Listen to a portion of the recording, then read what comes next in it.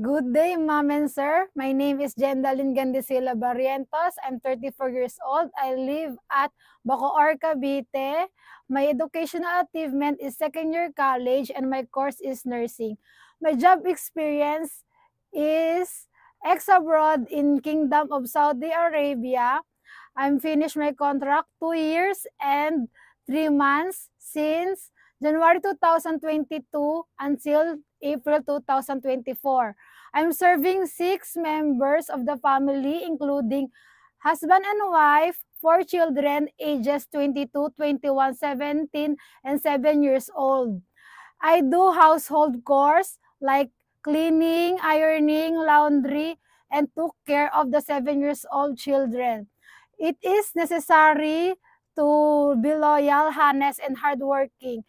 To my future employer, I am trustworthy, hardworking, and ready to learn and serve with a smile. Thank you.